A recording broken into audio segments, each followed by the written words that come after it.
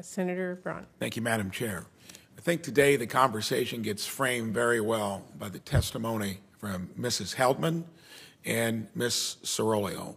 As someone that has owned a business and treated my employees like family, that's a tragic story. That's the reason you need unions out there, but you can't necessarily generalize upon it. And I think anything that is done, you do not want to throw a wet blanket on the point I made earlier that if you're making it more difficult for small businesses to become large, you're defeating the purpose of even what you're trying to attempt here in the PRO Act. I think we've got a second round of questions, and I'll have questions for the entire panel. I'm going to start with Ms. Cerullo. You're in California. I cited earlier that my own business got there 10 years ago, and that you're in the hotel business. What are you hearing from the abundance of other employers, especially in California, about something like this? I cited 280 organizations, out there thinking that this act is going to wreak havoc on the ability to start a small business and maintain it. What are you hearing across the spectrum in California? It kind of answers the question that Senator Murray asked earlier, is that, for me, it takes away my independence to be able to directly work for my employees. A lot of my colleagues and I feel that we're one of the one industry that can work closely to our employees. And I have a great story. I had one hotel in Temecula where we groomed 3 general managers. So the upward mobility of any employee starts from housekeeping to front desk to all the way to management. We feel that this PRO Act would impede that and take away our independence to work directly with them. Thank you. And chances are this is not going to pass because not all Democrats are for it. But then the next thing that will happen is you'll get an executive order. And the bureaucracy and the regulatory side of life is just as complicated in many cases as it is with, legislation coming down upon you.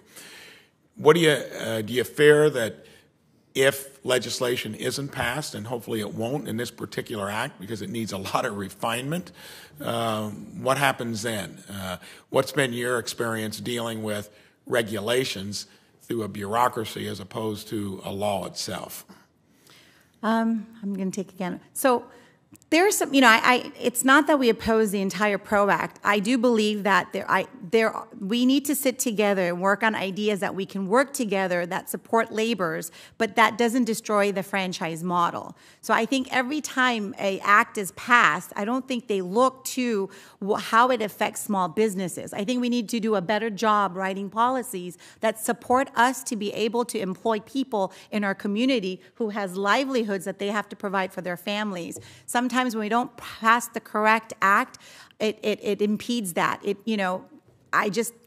25 years ago, I got into this business of running a hotel. It was family run, right? So we all had family. 10 years later, we were employing communities. Today, our company is run by people that are not family. Most of my team members are outside. And anything I can do to help them grow, to pay them more as the standard of living increases and rises, I want to have policies that support that. So I hope I answered your question. I'm going to get into one of the particulars of the PRO Act, and I think that's where we need to focus because a lot of the general discussion I don't think is going to be as palpable to folks in terms of what this does. PRO Act would require employers to turn over the personal information of their workers to unions, including their shift information, emails, home addresses, and phone numbers. As a business owner, would you feel comfortable doing that in light of protecting the privacy of your employees? No, and I think it's very simple. We, as the employer, take the risk of our employees. So protecting them and their interests is our number one priority. When it shifts to the franchisors, I don't know if the risk factor is there for them. So with that to be the case, I would say that's my statement. And then this other question of the corporate versus franchisee. Do you consider yourself an employee of your brand company, and do you want to be an employee of your brand company? Or do you need that separation like you might lose through this? So, no, Senator, thank you for asking that question. I'm an independent entrepreneur. Local franchise businesses, owners like me, have direct control over their own hiring practices, working conditions, wages, and hours of operation.